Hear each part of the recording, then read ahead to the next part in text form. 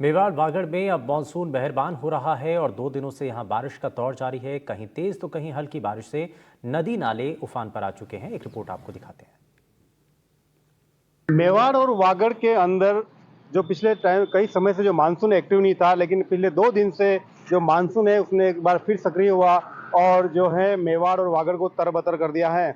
हम चित्तौड़गढ़ की बात करें तो जो बांध 2 दिन पहले जो खाली थे, जो नदी नाले खाली थे, उनमें कई नदी नालों में जो है पानी आ गया और 24 घंटे के अंदर तकरीबन निम्बाड़ा के अंदर 4 इंच के करीब बारिश हुई है।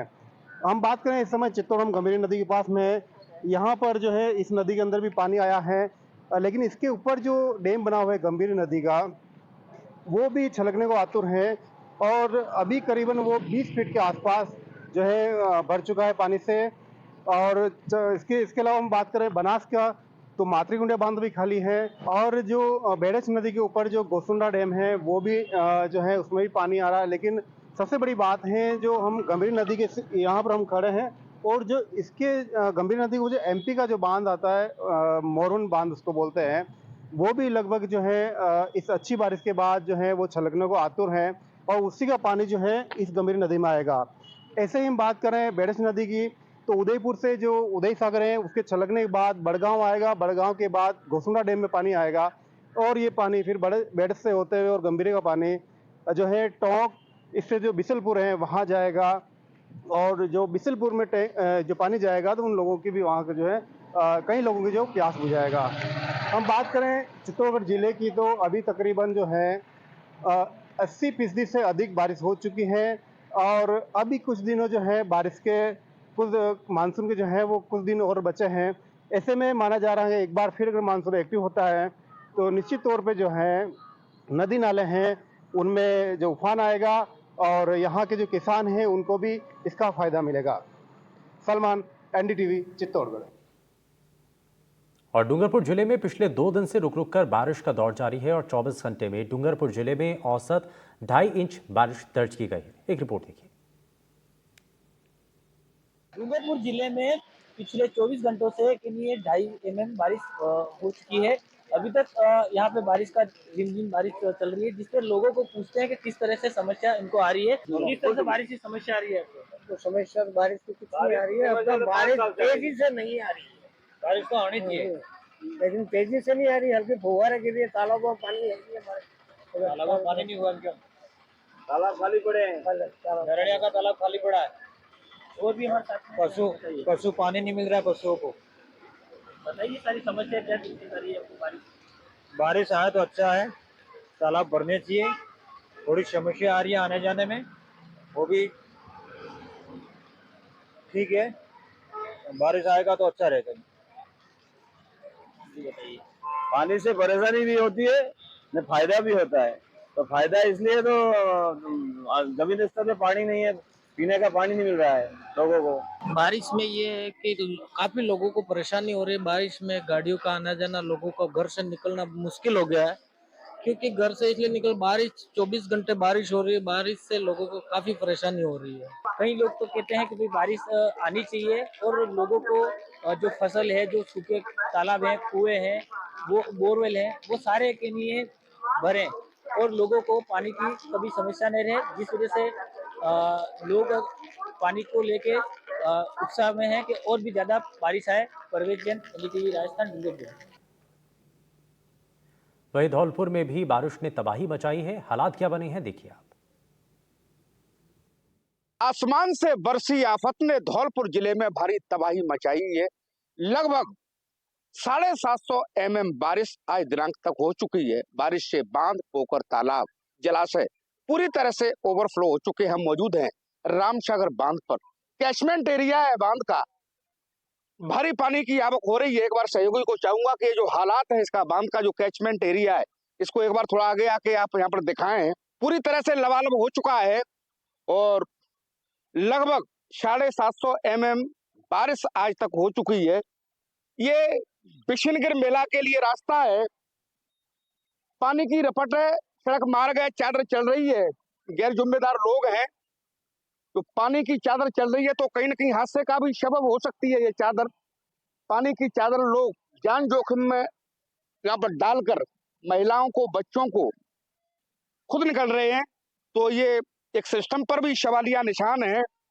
वहीं इस बारिश की बात की जाए तो जो खरीफ फसल है वो पूरी तरह से चौपट हो चुकी है। बसेड़ी उपखंड, धौलपुर उपखंड, सैपू उपखंड, राजाखेड़ा उपखंड, लगभग 1,500 किसान इससे प्रभावित हुआ है। और 2,000 एकड़ जो फसल है खरीफ की, बाजरा, दलहन, तिलहन, ग्वार, ज्वार, इसके अलावा जो नकदी फसलें होती हैं सब्जी की, वो भी यहाँ पर बर्बाद हुई है। सिंचाई विभाग के यहाँ पर कर्मचारी हैं, एक उनसे यहाँ पर बात करें कि इस समय राम सागर की क्या स्थिति, थोड़ा सा आप आगे आए, आप बताएं क्या स्थिति है राम सागर? अरे राम सागर बांध ओवरफ्लो है। कितना इसका राम सागर बांध मतलब लेवल कितना है? लेवल इसका 25/1 इंची है। इसकी भराव क्षमता? हाँ, भराव क्षमता 25/1 इंची है। अब क्या स्थिति है? अब मतलब 25/3 इंची है। 2 इंची ओवरफ्लो चल रहा है। 2 इंची ओवरफ्लो चल रहा है। अच्छा, जो पानी पहले पानी है ये कहाँ जा रहा है? अब ये बावनी नदी में जा रहा है। बामनी नदी में जा रहा है। ये लोग यहाँ पर कैसे, इस पर रपट पे पानी चल रहा है तो हादसे का सबब हो सकता है? हो सकता है। कोई है नहीं? कोई क्यों, हमारे कर्मचारी रहते हैं इस पे जी, हाँ, लेकिन कोई रोकने वाला तो यहाँ कोई नहीं है। ये मानते नहीं है, ये जनता है। ये पीछे क्या कोई उत्सव चल रहा है, आयोजन है, क्या है? ये कहाँ जा रही है? ये विष्णु बाबा का मेला चल रहा है। मेला चल रहा है, तो देख सकते हैं कि मेले का जो आवागमन है, यहाँ पर भीड़ है, तो कह सकते हैं कि जो राम सागर बांध है, राम सागर बांध, उर्मिला सागर बांध, इसके अलावा पार्वती डैम, ये जितने भी डैम हैं, जलाशय, झील, पोखर, तालाब, सभी पूरी तरह से ओवरफ्लो हो चुके हैं। आसमान से बरसी आफत ने धौलपुर को पूरी तरह से तहस नहस यहाँ पर कर दिया है। शहर की पर्टिकुलर बात की जाए तो 40 कॉलोनी ऐसी हैं, सीतरिया ताल ओवरफ्लो होने की वजह से जल भराव की चपेट में आ चुकी है। वही खरीफ फसल है जो इससे पूरी तरह से चौपट हो रही है। सहयोगी रफीक शाह के साथ नीरज शर्मा, एनडीटीवी धौलपुर। प्रतापगढ़ जिले में भी लगातार हो रही बारिश अपने साथ तबाही लेकर के आई। इलाके में हालात क्या बने हैं, देखिए आप। प्रतापगढ़ में बारिश का दौर जारी है। प्रतापगढ़ की अगर बात की जाए तो प्रतापगढ़ जिले में सर्वाधिक बारिश पिछले 3 दिनों में पीपलखूट और प्रतापगढ़ मुख्यालय पर दर्ज की गई है। हालांकि जो प्रदेश का सबसे बड़ा बांध है जाखम बांध, वह फिलहाल 23.35 मीटर ही भर पाया है, जिसकी क्षमता 31 मीटर की है। और यहाँ की बात की जाए तो जो धमोतर क्षेत्र है, वहां पर परसों देर शाम को कुछ महिलाएं और उनके साथ में एक मौजूद बच्चा बकरियां चराने के लिए गए। इसी दौरान तेज पानी आने की वजह से जो चारों थे, 3 महिला व एक बच्चा, वह वहां पर फंस गए। सूचना पर एसडीआरएफ की टीम और पुलिस और जो आसपास के ग्रामीण थे वह मौके पर पहुंचे और उन 3 महिला और एक बच्चे का सुरक्षित रेस्क्यू किया गया। और जो प्रतापगढ़ जिले का भंवर सेमला बांध है, उसके 3 गेट खोले गए हैं। और पीपलकुट क्षेत्र में एक आंगनवाड़ी जर्जर अवस्था में आंगनवाड़ी केंद्र भी ढह गया है। साथ ही कुछ 2 से 3 मोटरसाइकिल भी बह गई थी, लेकिन हालांकि उसको बाद में पानी से निकाल लिया गया। लेकिन कहीं ना कहीं ये बारिश आफत बनी हुई है, क्योंकि जो लगातार खेतों में पानी जा रहा है, इससे खेत भर चुके हैं। और इस क्षेत्र की बात की जाए तो इस क्षेत्र में सबसे ज्यादा सोयाबीन और मक्का की फसल की बुआई होती है। ऐसे में अब किसान भी लगातार परेशान है और कुछ दिनों के लिए बारिश रुकने की भी कामनाएं कर रहे हैं, क्योंकि अभी भी ये छुटपुट बारिश का दौर लगातार जारी है। और मौसम विभाग के अनुसार अगले 24 घंटे में प्रतापगढ़ में और बांसवाड़ा, डूंगरपुर सहित अन्य जिलों में अलर्ट जारी किया हुआ है। इसको लेकर बांसवाड़ा जिला कलेक्टर डॉक्टर इंद्रजीत यादव ने भी आज राजकीय व निजी विद्यालयों में अवकाश घोषित किया है। अब यहाँ के जो स्थानीय किसान और क्षेत्रवासी है, उनके लिए सबसे जो किसान के सिंचाई की बात की जाए दरियावत क्षेत्र के या फिर प्रतापगढ़ में पेयजल की आपूर्ति जाखम बांध से होती है। ऐसे में 31 मीटर वाले जाखम बांध की अभी वर्तमान स्थिति की बात की जाए तो 23.35 मीटर यह जाखम बांध भरा है। अब इसकी जल्द से जल्द भरने की कामना भी की जा रही है। ऐसे में जो प्रतापगढ़ जिला कलेक्टर है डॉक्टर अंजलि राजौरिया, उन्होंने भी जो ये पानी भराव वाले क्षेत्र है या फिर नदी नालों के आसपास लोगों के न जाने की लगातार अपील की जा रही है कि ऐसे में न जा, अगर कोई जाए न उसके साथ में कोई हादसा हो जाए, तो इसीलिए प्रशासन भी इस और अलर्ट है। हर तरीके से प्रशासन ऐसे कंडीशन में निपटने के लिए बिल्कुल जो डीएम है डॉक्टर अंजलि राजौरिया उनके नेतृत्व में तैयार है, लेकिन जो लगातार अपील की जा रही है उनको देखते हुए भी लोगों को अपनी सेहत का और अपने परिवार का ख्याल रखना भी बेहद जरूरी है। प्रतापगढ़ से एनडीटीवी के लिए इरफान खान। सवाई माधोपुर में भी बारिश से नुकसान पहुंचा है और ज्यादातर मुख्यालय की सड़कें टूट चुकी हैं। हालात क्या हैं, देखिए आप।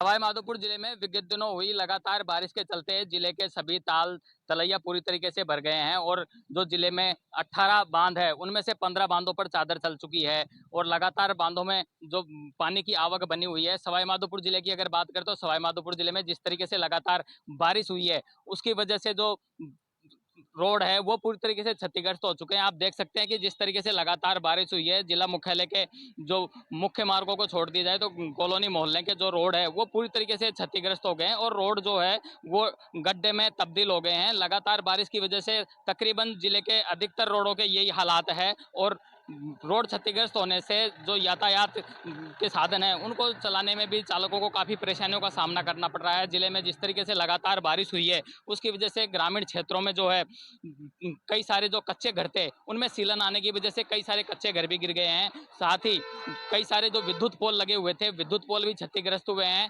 तो कुछ लोग भी हमारे साथ हैं, इनसे भी हम बात करते हैं।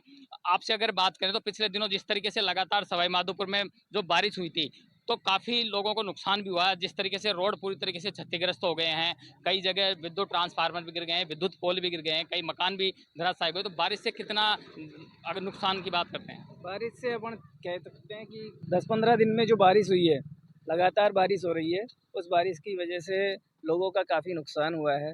कच्चे घर भी गिर गए हैं और सड़कों की हालत तो ऐसी हो गई है कि सड़क दिखती नहीं है, अब तो गड्ढे ही गड्ढे दिखाई देते हैं। तो वो स्थिति हो रही है, सभी लोगों को परेशानी हो रही है। कहीं विद्युत पोल भी गिर गए हैं, आवागमन का जो वो है स्थिति है वो बिल्कुल बेहतर नहीं रही है। मतलब गड्ढे ही गड्ढे हो गए, उससे बहुत परेशानी हो रही है। दूसरी चीज़ ये है कि गाँवों से संपर्क भी कट गया है कई जगह पे, क्योंकि सारे बांध भर चुके हैं, पूरा सारी चीज़ें उफान पर हैं ये। और क्या कहें इस चीज़ के बारे में, प्रशासन को इस ओर ध्यान दे करके और सभी के लिए कुछ करना चाहिए। सवाई माधोपुर जिले में जिस तरीके से लगातार बारिश हुई, करीब 15 दिन 20 दिन बारिश का लगातार दौर चला, जिसकी वजह से जो ग्रामीण इलाके हैं, कई सारे इलाके हैं सवाई माधोपुर जिले में, बनास, चंबल, गलवा, मोरेल, कई सारी नदियां हैं और नदियों में उफान भी आया। रणथंभौर के जो झरने हैं वो भी पूरी तरीके से उफान पर रहे हैं। लगातार पानी की आवक रही है, उसकी वजह से जो जिला मुख्यालय सहित जिले के जो रोड है उनकी स्थिति भी काफ़ी बदतर हालत में हो गई। अब तो ये कह सकते हैं कि सड़क में गड्ढे नहीं, गड्ढों में सड़क है, ये स्थिति वर्तमान में हो रही है। जहाँ भी हम खड़े हैं ये भी हाउसिंग बोर्ड को जोड़ने वाला मुख्य रोड है, ये पूरी तरीके से क्षतिग्रस्त। तो किस तरह का परेशानी आप लोगों को उठानी पड़ रही है? हमें बहुत परेशानी उठानी पड़ रही है। सबसे बड़ी मेन बात ये है कि गड्ढे इतने ज़्यादा हो चुके हैं कि ये पता नहीं चलता हम गाड़ी चला रहे कब गिर सकते हैं। मतलब ये स्थिति है कि गाड़ी चलाते वक्त संभावना ये रहती है कि गिरने के 99% चांस रहते हैं। और मैं तो प्रशासन से ये कहना चाहूँगा कि जितना जल्दी हो सके इन गड्ढों को भरा जाए। सीवरेज लाइन से पानी जो है रोडों से बाहर आ रहा है। सीवरेज लाइन इस तरीके से बनाई गई है कि जरा सी बारिश होती नहीं है कि पानी सीवरेज लाइन से बाहर आ जाता है और बहुत ज़्यादा अव्यवस्थाएँ हो रही है। मैं प्रशासन से निवेदन करता हूँ कि जल्दी से जल्दी सड़कों की रिपेयरिंग कराई जाए, मरम्मत कराई जाए, जिससे लोगों को सुविधा हो सके। आए दिन दुर्घटनाएं हो रही है वो इसी वजह से हो रही है क्योंकि सड़कों पे इतने ज़्यादा गड्ढे हो चुके हैं। आप सिटी में कहीं पर भी चले जाओ, पुलिया पे चले जाओ, चाहे हाउसिंग बोर्ड में आ जाओ, चाहे किसी कॉलोनी में चले जाओ, लेकिन सरकार का कोई ध्यान नहीं है इस तरफ कि लोगों को क्या परेशानी हो रही है, लोग किस तरह की समस्या हो रही है। तो मैं तो निवेदन करता हूँ प्रशासन से इस तरफ ध्यान दे और जल्दी से जल्दी इनको दुरुस्त कराए। जल्दी से जल्दी इनको दुरुस्त कराएं। जिस तरीके से सवाई माधोपुर में पिछले 15 दिनों में बारिश हुई है, कई सारे रोड है जो पूरी तरीके से गड्ढों में तब्दील हो गए हैं। कई सारे गाँव के ऐसे रोड है जो लिंक रोड जिनको कहते हैं वो पूरी तरीके से उखड़ गए हैं, वहाँ आना जाना भी बड़ी मुश्किल हो रहा है। जिले के जो 18 बांध है उनमें से 15 बांधों पर चादर चल रही है। तो बारिश के बाद में जिस तरह की समस्याओं से सामना करना पड़ रहा है, किस तरह की समस्याओं का सामना? असल में तो सबसे ज़्यादा प्रॉब्लम जो खड्डे हैं ना इनसे हो रही है। इनसे क्या आए दिन दुर्घटनाएं हो रही है, लोग बाग चोटिल हो रहे हैं, लेकिन प्रशासन का कोई ध्यान नहीं है। प्रशासन इसमें बिल्कुल उदासीनता बरत रहा है। कम से कम मिट्टी तो डलवा ही सकते हैं। ये तो हम भी जानते हैं कि अभी डामर होना संभव नहीं है, लेकिन मिट्टी डालकर इन गड्ढों को भरा तो जा ही सकता ही है।